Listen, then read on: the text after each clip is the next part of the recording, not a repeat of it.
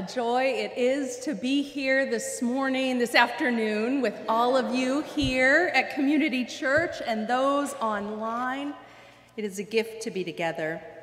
And I want to thank Reverend Peggy Clark for her hospitality and warmth, and for the beautiful music and gifts of your staff and singers, and for the dancers. What a wonderful service to be a part of. I also just want to offer a very special recognition to my dear colleague, Dr. Janice Marie Johnson, who I have the great pleasure of working with at the UUA. Dr. Janice is part of our senior staff at the UUA, so I'm grateful to lead worship with you and for all the gifts you bring to our wider faith. The world we knew is passing. All things grow strange.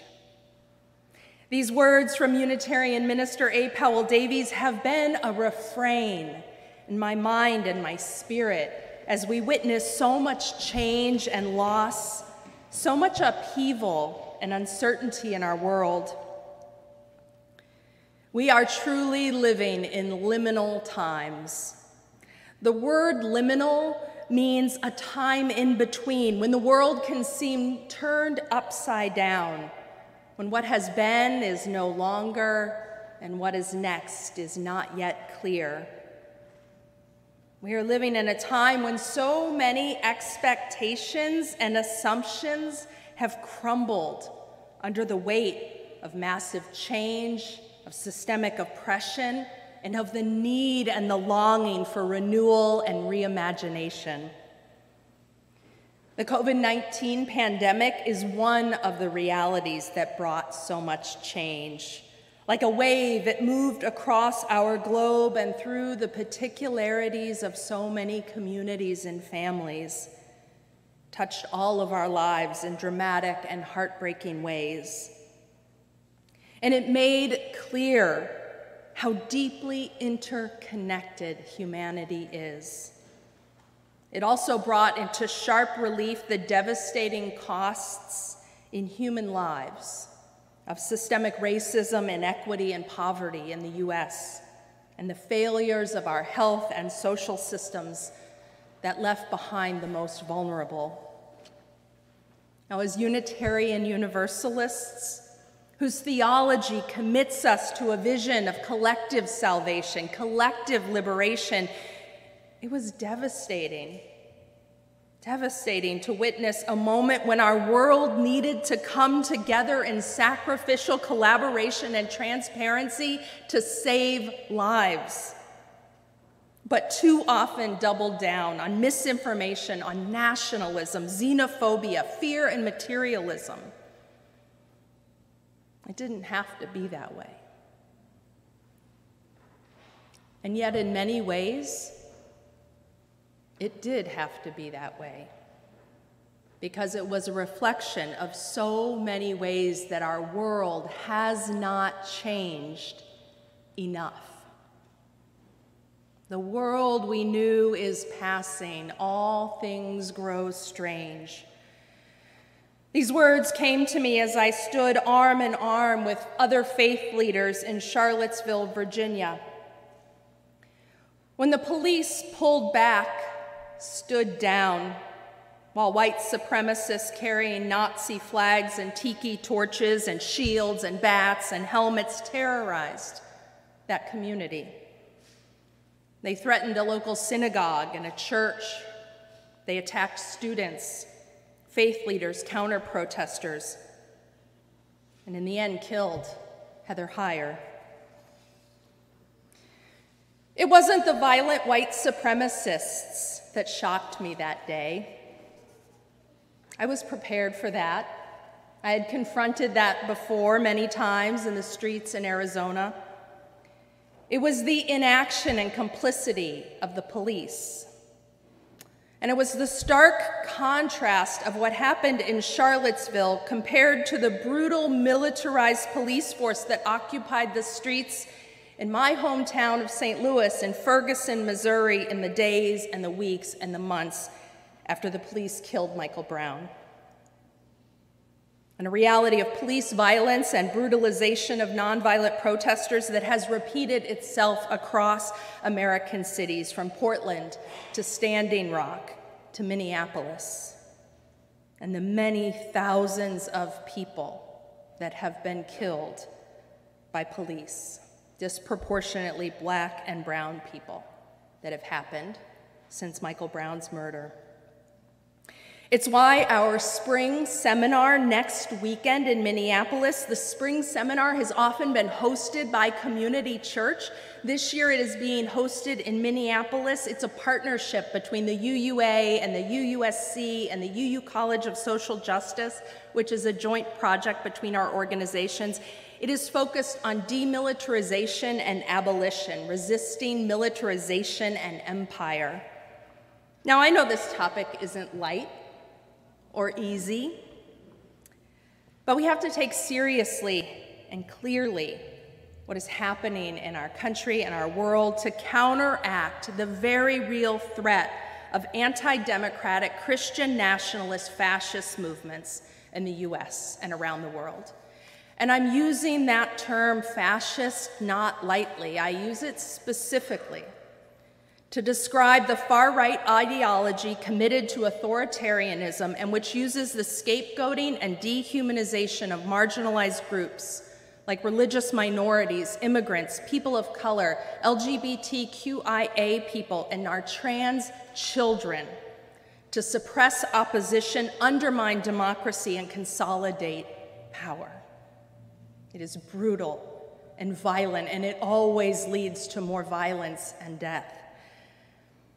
Now, these movements are not new to the United States. It's important to be honest about that as well. We must recognize the role, but we must also recognize the particularities of this moment and the role that our deep and long-standing investment in criminalization and the militarization of our police, how significant that threat is as we try to confront these anti-democratic forces. Right? And we saw that in Standing Rock, Minneapolis, Missouri, as well as its complicity with white supremacy in Charlottesville.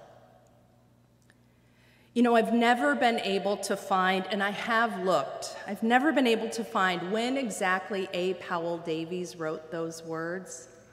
The world we knew is passing, all things grow strange. I've wondered whether he wrote them in the wake of the discovery and the news stories of Nazi sympathizers and informants in the US government, in our Congress. Is that when he wrote those words? Or did he write them during World War II, as he and so many grappled with the horrific reality of the Holocaust, a reckoning with humanity's capacity for evil and genocide? Did he write them even earlier, in the 20s, when white mobs terrorized and destroyed Black communities from Arizona to Texas to Tulsa to DC? Did he write them as a response to McCarthyism, watching the US government criminalize and execute political dissidents? No, these things have always been a part of our world. But when did he experience the scales falling from his eyes? Have there been moments in these days when you have experienced or maybe re-experienced scales falling from your eyes? I also just want to name that I see all of you here at Community Church with your legacy, your historic and rooted and deep commitment to justice and equity and global partnership and commitment across the world. I see you in your own experience of liminality, where what has been is no longer, and what is next is not yet here. Finding your way in between letting go of your church building and listening for the ways you are called continually to embody leadership, our UU values in New York City, in the world, and in our larger community. I see you in this liminal space as well. So what do we do when what we knew, or what we thought we knew, right? What we thought we knew is passing. Davies calls us to tend to the dreams and imagination of our hearts, our ancestors, to remember how loss is a reflection of love, and how love is critical to making our dreams a reality. The power of love, the power of song and story to nurture our beloved community. The world we knew is passing. Perhaps it always is. All things grow strange. And we have an opportunity to welcome this strangeness in a way that invites us to deeper change within ourselves and find the ways that our faith, our values, and our ancient dreams speak to us today. And here is where I want to diverge from Davies' words and problematize things a bit. For they do not hold all the answers we need. A. Powell Davies believed that in the aftermath of World War II, and I specifically want to look at that time period because we're talking about a new partnership with the UUA and the UUSC at the United Nations, and so I'm thinking about the time period of the United Nations. Davies believed in the aftermath of World War II, by necessity, the United States needed to take leadership in the world. And I hear that vision in his closing lines. But after us, there is the promised land, strong from our sorrows and shining from our joys, our gift to those who follow us.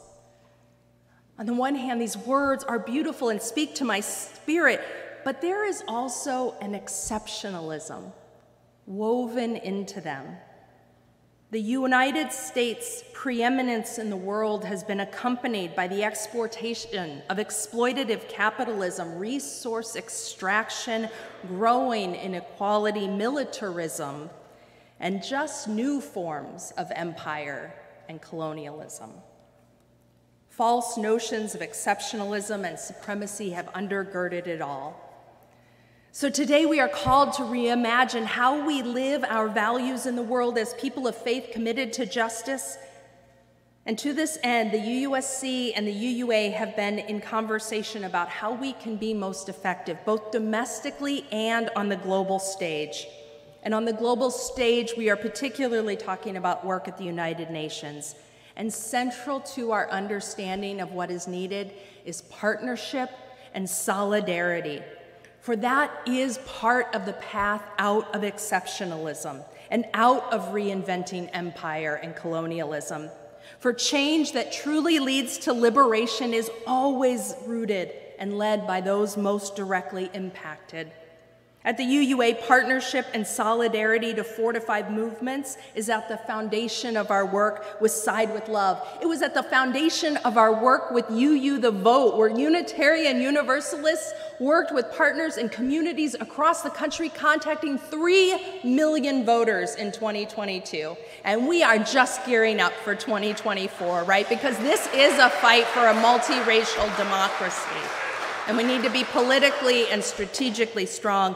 Partnership is key to this work at UU the Vote. And it is key to the work that is growing now to protect our trans kids, to protect our LGBT members of our community and the wider community, and to protect the rights of women and reproductive justice, including access to abortion.